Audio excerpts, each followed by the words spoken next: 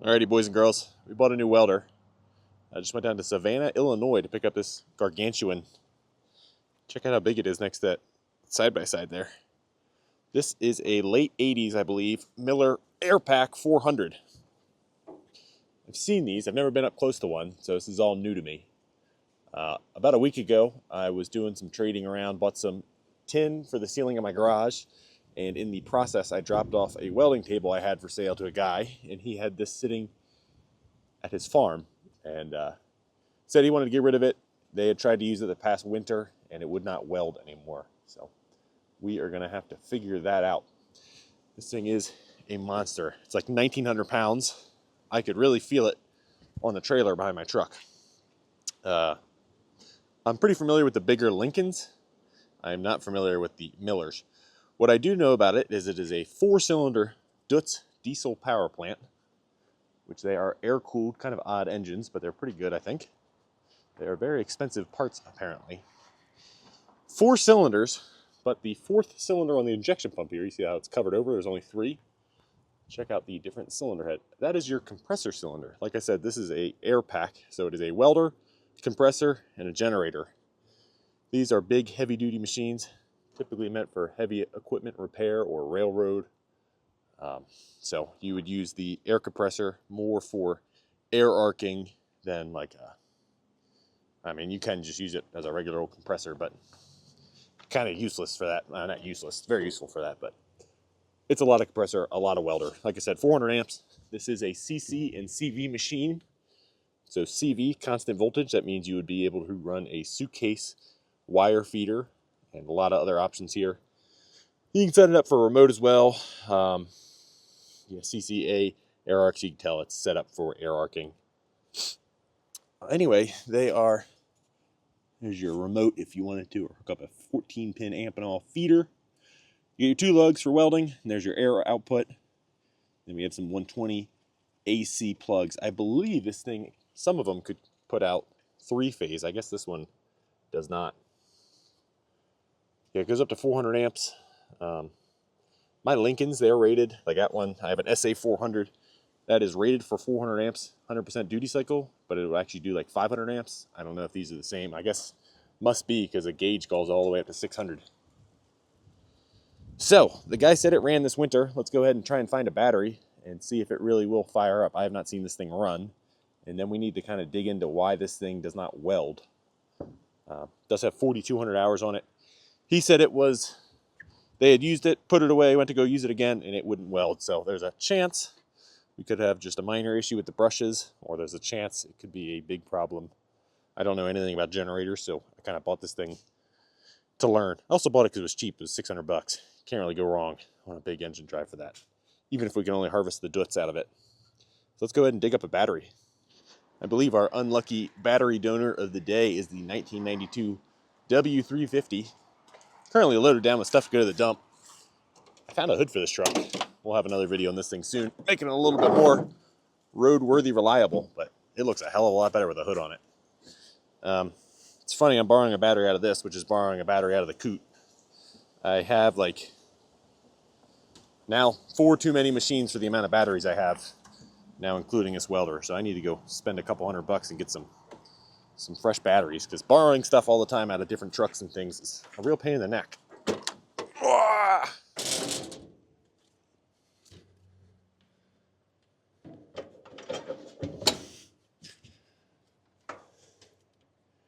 I wonder what this little jumper's feeding.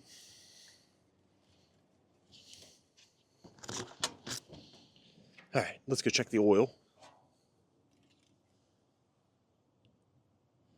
Brand new looking, a little over full. Could be a good sign, could be a bad sign. No radiator check, because like I said, this is an air-cooled engine. What's under here? Never worked on a Dutz. I guess you got to undo that to get to it. Anyway, let's just go ahead and hit the key and see what happens. So I believe you should be the starter switch. Let's go jiggle those battery cables. They weren't really a good connection. Well, I was back here jiggling the battery connections, and check this out. for some reason, all of our feed wires are off the starter. Good thing we didn't have a good connection, because that would have just been arcing out all over the place.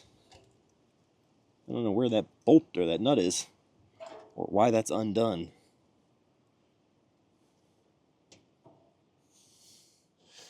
Alright, miraculously I had enough metric hardware around to make this work. I had to get a little janky with the starter signal. I had a bolt, but it was too long, so I had to put a nut to shorten it up. It's just temporary. Now this does drop my confidence in this thing firing right up a good bit. It's kind of an odd thing to have apart. I don't know why they had these nuts missing. There we go. Sparks. And it's trying to crank over.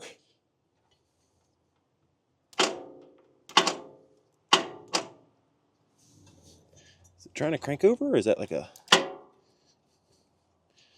don't know what that is. Alrighty. Got my dad set up to pull the positive off if it goes autopilot on me. Try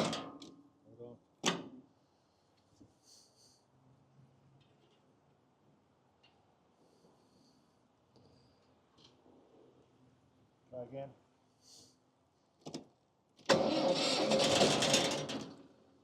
Alright. I should probably check those air filters before we fire it up. Okay, one thing I forgot to check on our little pre-check was the air filter quality. It's got two of them, I believe. This one's for the compressor, this one's for the engine, which we are missing part of our pre-filter. This was covered when I bought it. I had to pull it off to go down the road.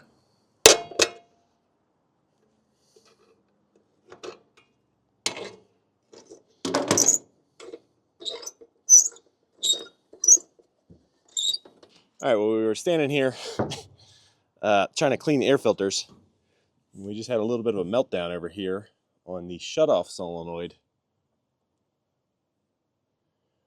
That is a hot mess. Why did you arc out? That is the shutoff one. That would be your auto idle, I believe. This guy. Or maybe the other way around. I don't know. I don't get why that arced out, though. Alright, we got our wires disconnected here and spread apart. We're going to hook power up once. See if something happens again. I don't see anything going on.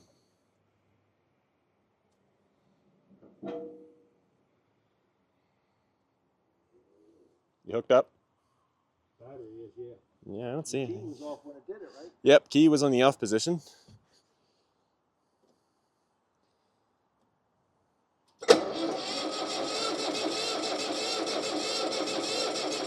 Oh, yeah, now that solenoid's shut.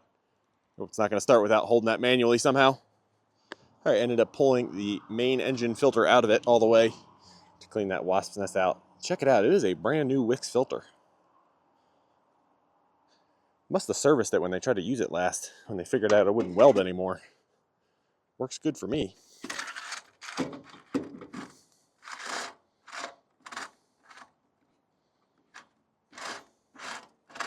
All right, my dad's acting as a solenoid for the day.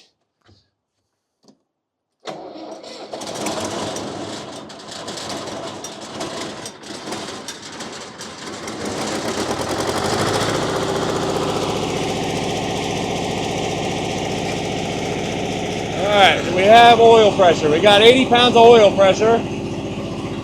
We got a check cooling system alternator fault. Runs all right.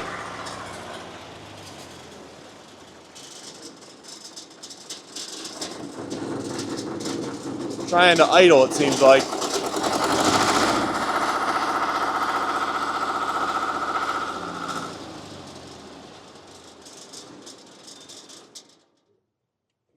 Hit it once and stick it to run. Yep.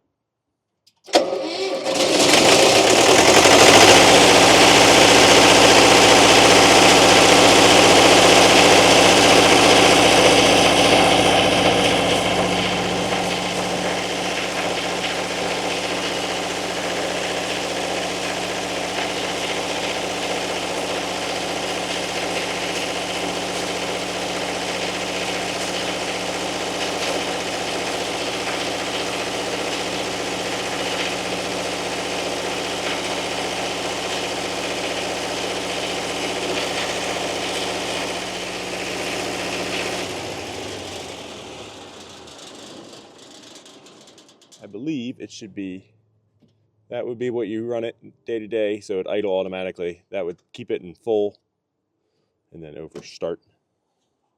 I do need to check what's going on with the... Yeah, but if you don't spark up the, the welder, it's not going to go to high idle, is it? Oh, I figured that was high idle. It should, they usually fire up, like the solenoid. Usually they fire up, run at full RPM for a second, and then sink back down in my experience, but I've never run one of these. Hit it. We're still waiting on Madeline. Good. Good. Yep.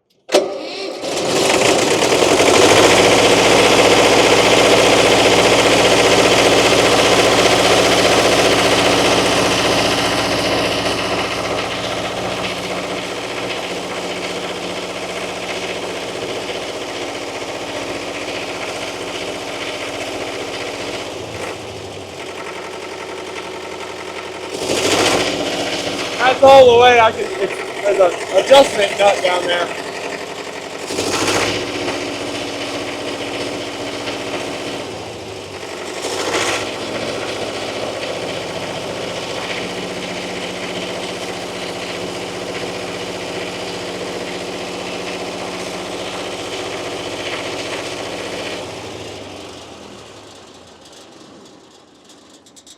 There's a fuse holder right here without a fuse. I wonder if that runs that.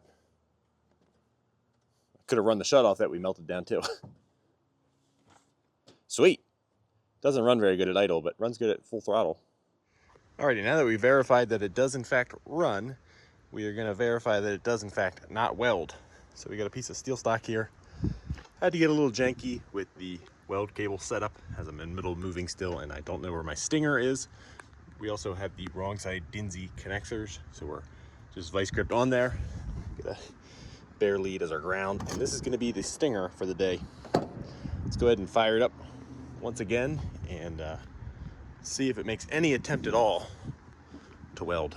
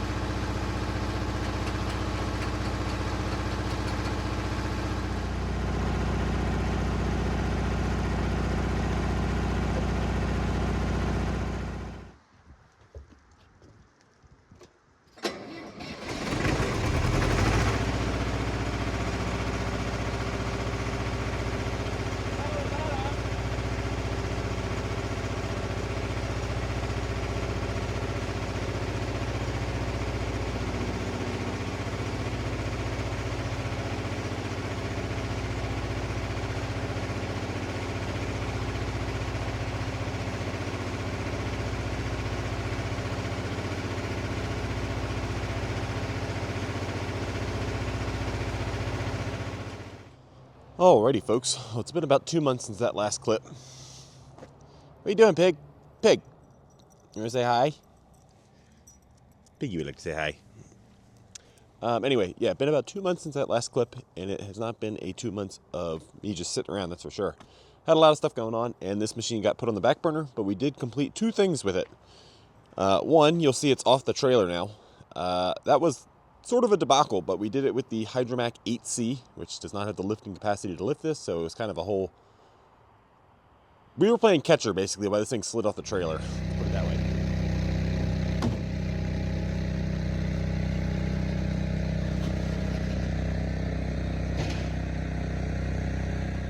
If you want to see the process of doing that, check out the latest Hydromac 8C working video. We unloaded this and did a bunch of other stuff to it. And also, this past weekend, I fired this machine up because I actually did make a little bit of progress on it. we got the polarity selector switch broken free. So that now spins. We did fire it up to make sure that didn't magically make it start welding, and it did not. So it's pretty warm today. It's been really cold. That's mostly why I haven't worked on this thing. It's been really cold and dreary outside, and I can't get it in the garage really easily. Oh, now we're just eating grass over there, aren't we? So today and tomorrow it's supposed to be up in the 40s, so we're going to spend a little bit of time, and I want to see if I can get this thing figured out. And yeah, so tonight, before we run out of daylight, I want to get the top covers, side covers. I popped the side covers back on for storage, but we'll pop those off, pop that top cover off. Just kind of want to get everything cleaned up and check everything out, see if there's something simple I'm missing, and get a lay of the land. Alrighty folks, well somehow I forgot to hit record on the actual time lapse of me lifting the hood off. And as you can imagine, there is nothing light duty about this machine, so it was a little bit of a fight. You just unhook these two hoses. Actually, this one just slipped right off. I don't think it's supposed to. That's the intake for that special cylinder that makes the air. Slip off your actual air intake and then unzip about 100 bolts, and it's pretty much all disassembled. We could pop these two off panels as well, and then we'd have all the panels off this thing, but I don't see that being necessary. So, just kind of a good look of this machine. That is a pretty big engine. And then our giant air tank, which isn't really that giant, but it's giant for a welder, that's for sure. And then we have all of our wiring over here. I believe those are your capacitors. I've been told to stay away from them. I don't want to die. Although I don't think this machine is probably holding in any power. But I don't know. So one thing I definitely wanted to figure out was what the heck this jumper wire is going to. This goes all the way to the positive side of the battery. And the other day I was playing around with it, sending power to it directly to C, but couldn't figure anything out. So to try and learn more about that and this machine in general, we need to zip off a few more bolts in here and then drop this face panel down and see where that wire goes and see what's going on the back plane of this control panel. Let's see what is behind door number 1.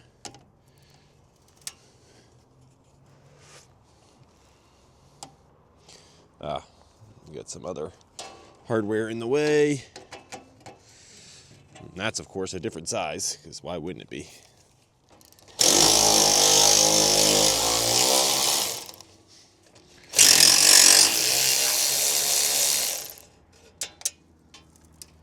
Ugh. Okay, this jumper is for our ignition. Did figure that out. But there's a big old mouse nest sitting right on top of a board that looks like it was replaced at one point. Let me grab you guys some more light as it's getting dark now. Okay, hopefully you guys can see a little better. Let me get you zoomed in there so you can see the mouse nest though. Ugh.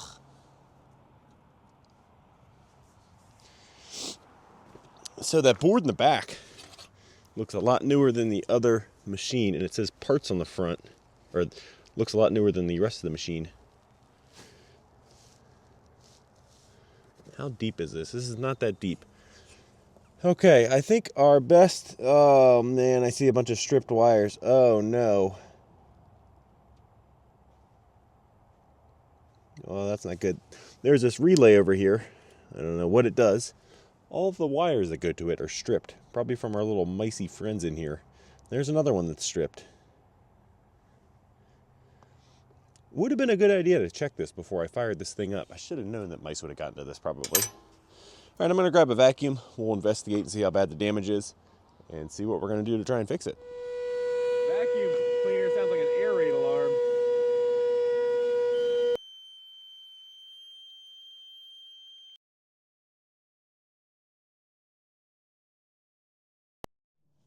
Okay, well this is not looking good for this welder. So we do have the battery unplugged. So in theory there's no power in here, which is good because we have exposed wires for sure. Now I believe this is all just from our little friends here that left us this big mess. But man, they went to town on these wires. On the bright side, these are just butt connected, or these are actually, just plugs on the end, so I can replace them. So we're going to pull the worst ones out from the bottom of this relay over here and get them patched up. Probably going to have to pull this relay and check it as well. It's a blessing and a curse that it's just spade connectors because it's a blessing because I can replace them, but it'd be nice if it's a plug because I don't know how I'm going to unplug that relay and then know where everything goes again. Because I got to unplug it to test it. Let's see if I can find where this wire goes. It is a real shame to replace any of these wires because they're all labeled really well. Miller did a fantastic job labeling these. This one's just a bunched up mess. I'm quickly reminded why I am not an electrician. Okay, you go somewhere in the back there. I should probably figure out exactly where before I unplug you. All right, we're going to pull that one out, and then we'll rebuild it on the bench, and maybe we can find a way to label it. I don't have an actual wire label like an industrial electrician would when they built this. Well, these are actually printed right on the sheathing, but you know what I mean probably. Okay. All right, well, we're in the garage now. We're going to strip a new wire here.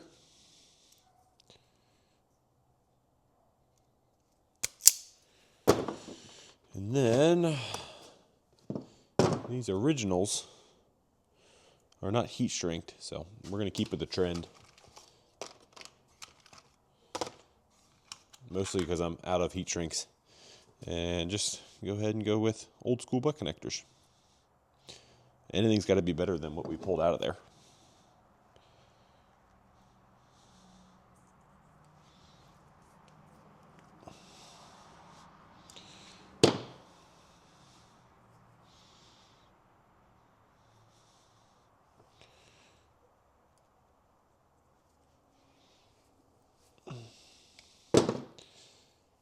There we go. Just like that one, just not chewed on yet.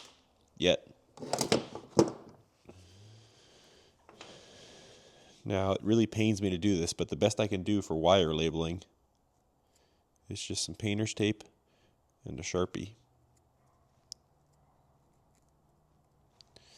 Can you read 48 on there? It's better than nothing, but not nearly as good as the original labels. All right, let's see if we can remember where it goes. I should have shortened it up. I made it exactly as long as the old one, and it did not need to be. Are you on the back here or the front? I think you go there because the other terminal's corroded, but we'll check back on the video. Then somehow I got to sneak this other spade back here behind this first row.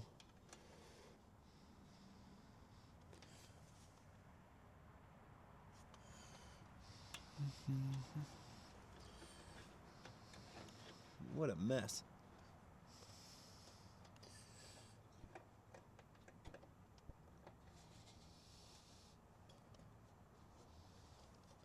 One, two, three, four. There should be a spade back there somewhere. Let's get the one in front of it out of the way, maybe?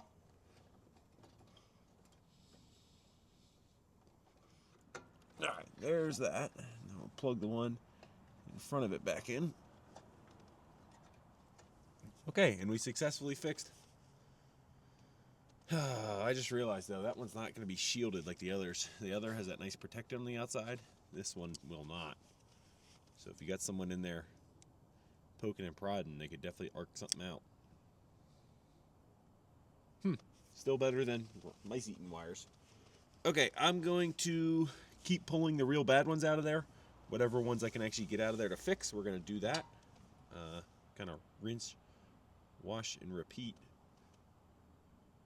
I see about 5 of them that look real bad, so shouldn't be too bad, and I will pick you guys back up after those are repaired.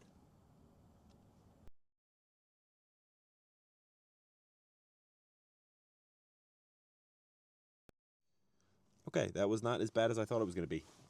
We either repaired or replaced every wire that I could find that had been gnawed on. I'm sure I'll find some more as we play with this thing, but for right now I feel a lot better. At least we don't have live wires touching each other. So some of them, like this one, this is that jumper we found earlier. This is running the ignition. I just put some heat shrink over it because the casing had just been chewed on a little bit. A couple other weird ones. That blue one right there with the butt connector, that goes up to this big plug on the PC1 board. So I didn't want to get in there and like try and depin it from the harness, so we just butt connected that one. And a bunch of the others we replaced and made our own wire labels out of painter's tape, which is not as neat as original. So I'm definitely suspect of that relay over there. I need to try and track one of those down. It's definitely odd that that board looks new, the LF17. This is your PC1 board up there. That looks to be original. We have a couple capacitors we could test. I did locate, I think this is the SR3, and that's your SR2. One of those two, I don't recall which off the top of my head, is in charge of exciting your generator, which I am a little suspect of. I'm hoping that could be it, because that would be really easy. And it would make a little bit of sense, because we have some janky power going to the ignition switch, and the ignition, or the engine side of things, feeds those SRs with power to excite the generator. So it's definitely something I'm going to look into, and then maybe we'll just check capacitors. There should be some fuses somewhere on this machine. I'm not 100% sure. I haven't located them yet, so we're still in the exploratory phase. I do think I'm going to go ahead and fire it up, double check that we don't all of a sudden have voltage at the lugs, and use the compressor side of things to blow the rest of this rat crap out of here. And maybe we'll call it a night and pick this back up tomorrow, because it's starting to get cold and it's pretty dark out. All right, we're going to go ahead and see if this thing's going to fire up. Had to jump the battery as it was dead, which this battery's stolen out of my Jeep, which is stolen out of... this battery's shared between several things. It's kind of common around here. Batteries are expensive. Anyway, haven't replaced the shutoff yet, so we got to bungee that up. I don't think it's magically going to work right now or anything, but I do need to start probing around with the multimeter. We're going to start with the two. There's two fuses down here, CB3 and CB4. There should be two more, 1 and 2 somewhere. Not quite sure where, but those fuses don't feel too hot, so we're going to probe around with the multimeter, see what's going on there. Just kind of watch back here. I don't know if any of these boards are going to light up. I don't think so. I don't think we'll be able to see this relay pull in or anything like that, but I haven't seen this thing run in a while, and now that we kind of got it all apart, we need to do some investigation. But first, we need to get a Deutz to fire up in the cold. That's not a good start.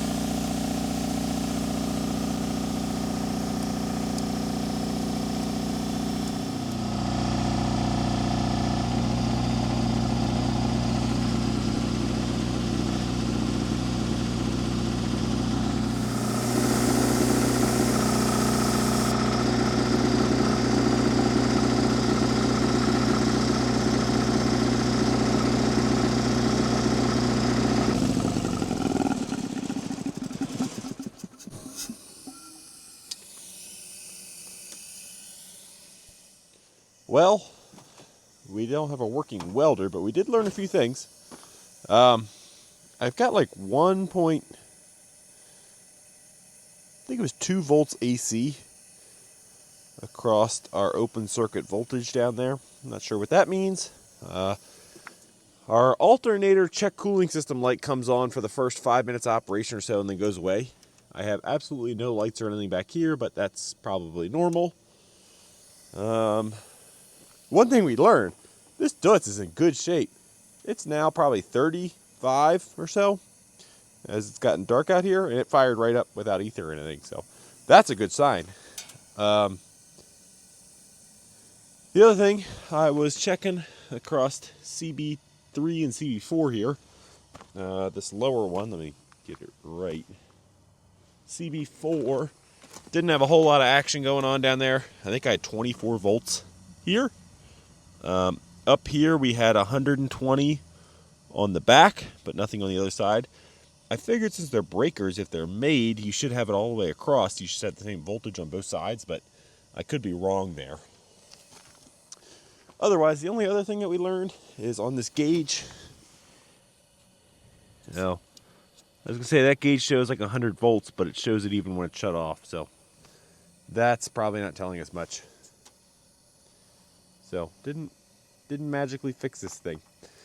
So I think for the evening, I'm gonna pack it up. Tomorrow on my lunch break at work, I'll do some research, see about testing these guys, and see about backfeeding our SR2 or SR3 and SR2 to see which one we can try and excite the generator with.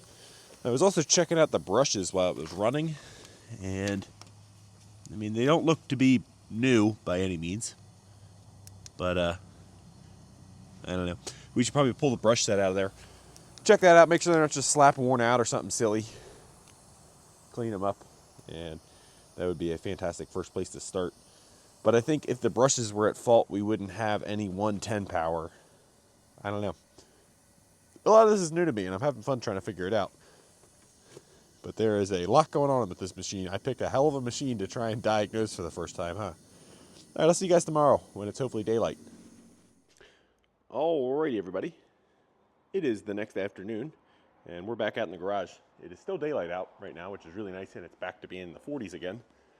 And I'm pretty pumped. I stayed up pretty late last night, and even looked this morning before work. I was doing a bunch of research, trying to figure out what's going on with this thing. And I think I made a pretty big discovery, which is the fact that we have like 2 volts OCV across our 2 weld output terminals is a really good sign. That should mean that we just need to excite our generator. But I don't think we're out of the woods yet. There's still several reasons why that's not happening, possibly.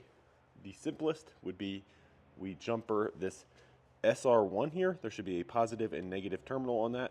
We jumper those, and the machine should be doing that on its own already. Maybe it's not, and when we go to jumper it and then hook it back up, it could excite the generator, and we could be off in welding. We could also have an issue with this PC1 board. That has something to do with field current. I think it also has to do with exciting your generator. Or, I believe, our circuit breakers could be having issues as well. We could have some diode issues. There's still a lot of issues, but I think I actually have like a path to follow. Last night we were kind of just poking around, looking at things, and now I feel like I'm on a path, even if it's maybe not the right path. So, I took a bunch of notes down here on the bottom of our prints. I will also note the Miller prints here. Downloaded these online. They were downloaded these off online. They were still available, which was really nice. No weld output, just gives us a bunch of different things. Our pretty much amps output or remote switch could be in the wrong position. We've checked all those. We have that our polarity selector switch that we freed up earlier. That definitely could have been a problem, but all that seems to be working now. They also say to check our circuit breakers. Like I pointed out last night, they're a little iffy, so I'm still a little suspect of those. I am suspect of our slip rings and brushes. I think our first thing today is we're going to try and jump that SR1. I believe it's a diode, or yeah, they call it a bridge diode or SCR bridge. We're going to try that first. If that doesn't work, then we're going to back up a little bit, check our slip rings and brushes, and check our diodes, check a couple other things. So we have a path. Let's get right to it. Let's head out to the machine and start digging around. Okay, well, I believe I know which one is our SR1, but I'm not positive. So to double check, we're just going to go ahead and follow our wire numbers. So I need to find a little diode that has 50, 10, and 5 running to it. Let's see if we can poke around and find that. All right, I have a 10, a 50, a 6, and what are you? A 5. 5, 10, 50, right, yep, 50, and a 6. Okay, so I think we found SR1. Now, if only I could figure out which one's positive and which one's negative, because I don't think it's labeled on the component. I wonder if I could pull that out of there. I bet I can. Maybe it'd be best to pull that out. Oh, here we go. It's marked on the prints. So it looks like 5 is positive.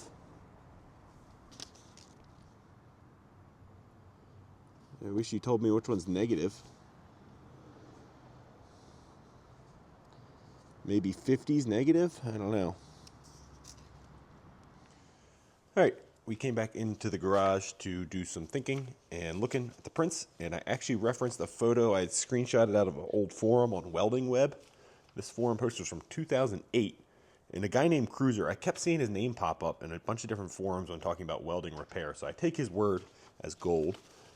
Anyway, he said, when we're flashing this, you want positive to 5 and negative to 6, and I had seen those wire labels. I know we have 5 right there. I think 6 is this guy over here, but we'll confirm with the actual wire labels on the machine. So we're going to unhook those, and I guess hook some jumper leads all the way back to the battery. Somewhere I've got some really long test leads. So let's go do that. Feel like we're kind of putting a lot of faith in the hands of a forum that was put up when I was 7 years old. But usually those are the best forums, I guess, huh? All right, got you guys right in on the action here. See if we can even zoom you in farther than that. So I need 6. That's this guy. I've never seen these double spade connector doodads before. So the double with 6 goes over here by the text. Now where is 5? That one's 10. I can see that through the poop on the wire, which literally could be poop on the wire based on the rat action going on here. So 5 is going to be this guy all the way over here. 5 is sitting at a different angle than all the rest. We need some Leberman action to remove this guy.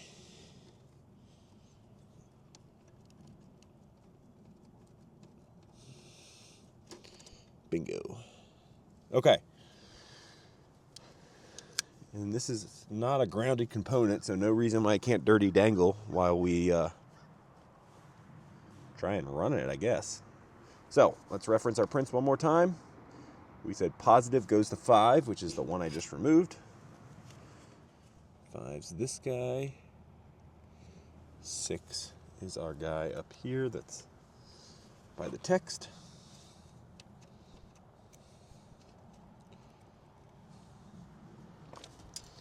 Alrighty. Using these leads reminds me of a funny story. My dad gave me these, I think last year for Christmas, and I love them. I believe they are Maddox, which I think comes from Harbor Freight, but just super nice. I think they're 30-foot long retractable test leads. And shortly after he gave them to me, I got a Dixon zero-turn lawnmower. Got it in a trade. It never made it on the channel. It didn't really need enough to really warrant a video. But a fun little machine that I used for mowing my lawn for quite some time. Well, the wiring was all mangled on it, so instead of fixing the wiring, I just used this set of jumper leads to hook up the PTO, I believe. Oh no, there goes our prints. No, no, my notes. Crap. Oh, now they're all gonna be jumbled. Oh, they landed in a puddle and everything. Ugh. Love that. Thank you. Okay, anyway, where was I with my story? Yeah, so I had this Dixon zero-turn lawnmower that I used these retractable leads to hook up the PTO, I think it was. And I would basically just run the leads from the PTO switch back to the battery, hot side, I think. And I would sit on the retractable portion because that was the only place to put it. And one day I was sitting on it. I was mowing the lawn. I was like, man, my butt's getting really hot. Didn't think much of it. It was getting really hot. And finally, I realized that I don't remember exactly how I had done it. I think the ground on the battery had come undone. The ground test lead had come undone and was sitting on the positive, so it was just deadheading out. And somehow the PTO was still working. I don't know how, but basically these wires were just positive one on end, negative on the other end, and I was sitting on a big coil, which makes heat. And yeah. So somehow they still survived that. So pretty good for Harbor Freight standards, I think. I don't know if you guys wanted to know that story or not. So I am not going to hook up our leads yet. This is something you only supposed to you basically just tap them real quick, I believe. And that's it. You don't want to hook it up and leave it there. So we need to get everything set up and get this thing fired up again. Which I bet my battery's dead again. Okay, let's see if I can get the engine to fire. Oh, this thing runs so good. All right, I'm gonna go ahead and try and tap that. Let me know if anything blows up over here.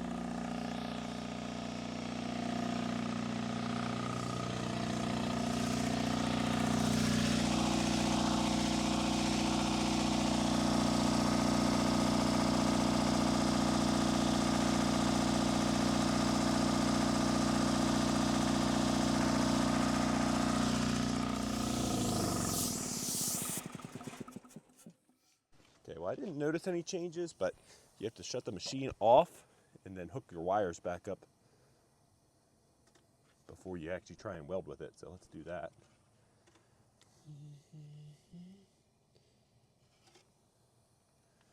So I believe 6, let me just go back and look at the video. Okay, so 6 is the double spade connector that goes up here by the text. I will say, that is one very nice thing about filming everything, is you always can go back and look at it. I am pretty forgetful.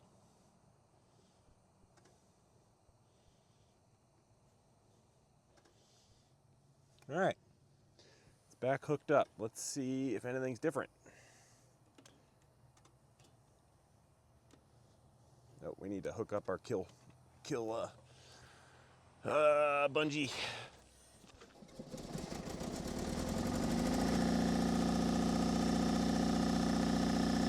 I don't see any differences on our gauges over here.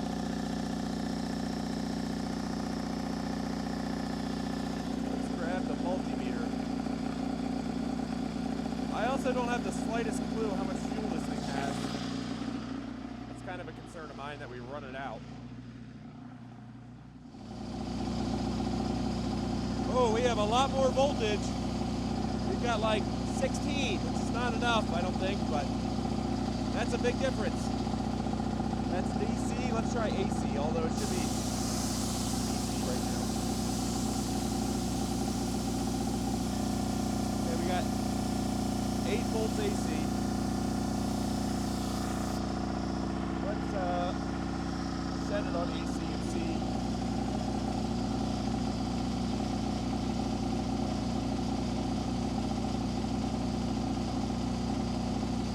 Down to like 2 volts.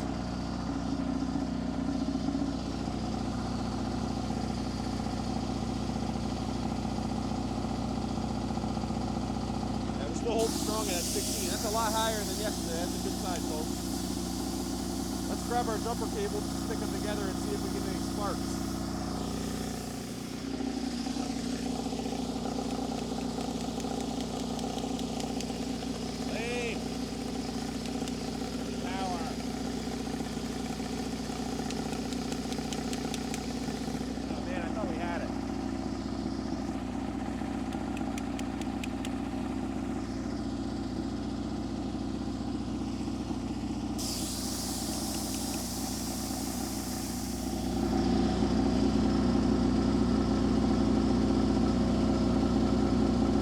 Higher. We have 30 volts now.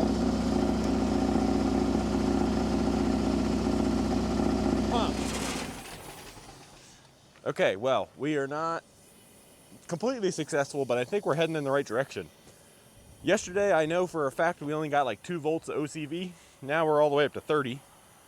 I seem to recall that you should have like 80 on a standard. I think that's the max. That's like a safety thing. I recall that from a test I took in college, so could be wrong. That was several years ago now.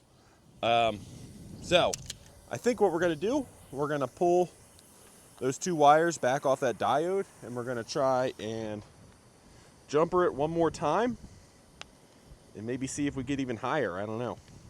It's kind of weird that it jumped from like 16 volts up to 30 just sitting here running.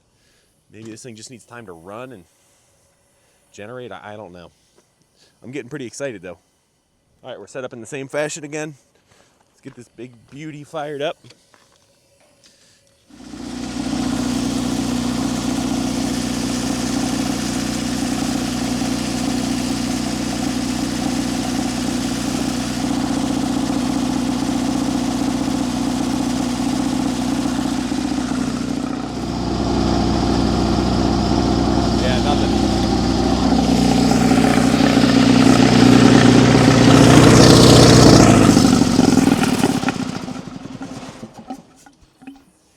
Okay, so we need to hook it all back up properly.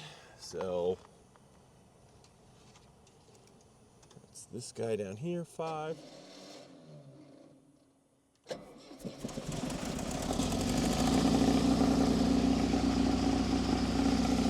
no change on our dials up there.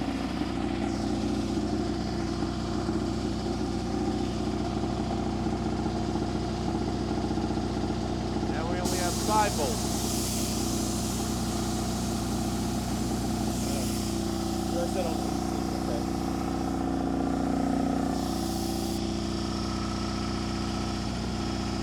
Yeah, we got 35 volts DC, 36, and climbing.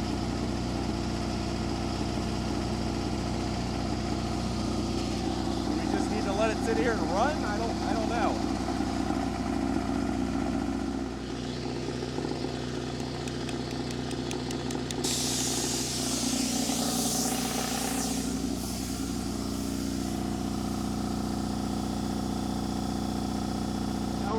Up to 57. What's up with that? I don't understand that.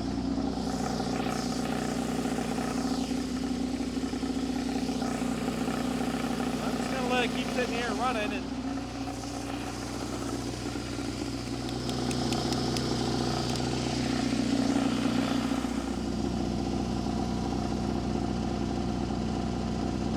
now we've only got 10.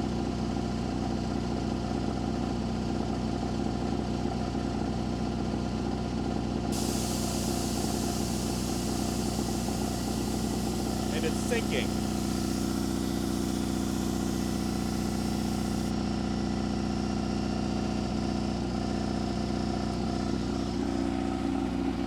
What incarnation? All right, well, I'm not quite sure what to make of that. I think it's a good sign. I know it's a good sign that we were able to get the OCVs above like at 2 volts. I think we're still on the right track. I don't know why it was just increasing while it was sitting here running, and then all of a sudden it started decreasing. It was increasing, then I was playing with the jumper cables trying to get into arc.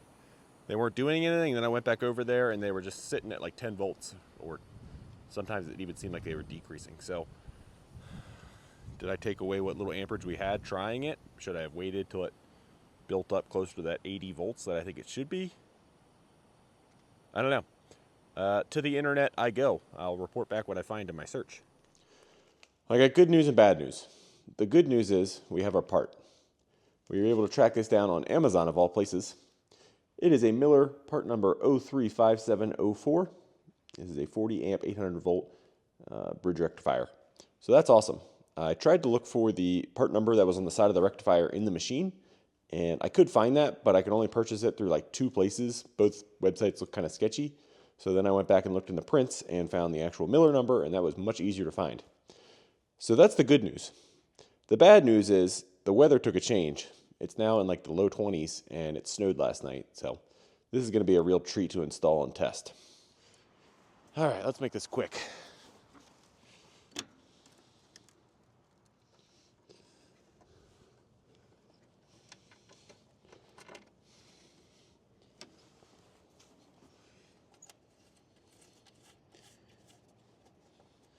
All right, tightened it up.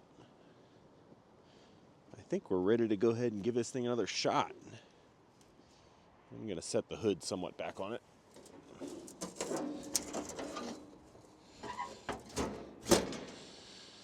All right, I'm going to hook the battery up. While I'm hooking the battery up, a little side note here. Tonight's Friday night. I usually like to have my videos out midday Friday, and this thing is this week's video. Waiting 3 days for that part really kind of screwed me. So I really hope this works, because I don't want to leave you guys on a cliffhanger.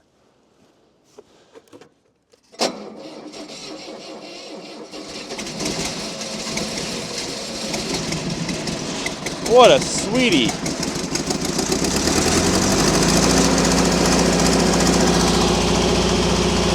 I feel bad it has to go right to full throttle.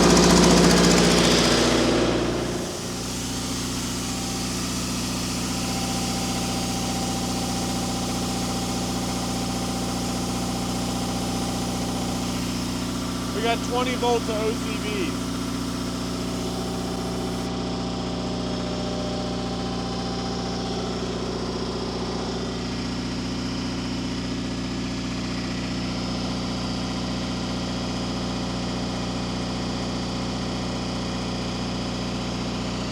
34 volts when we put it up here.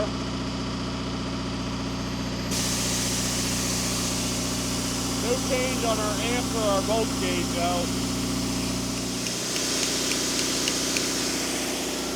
Oh man, I totally thought we were gonna have it.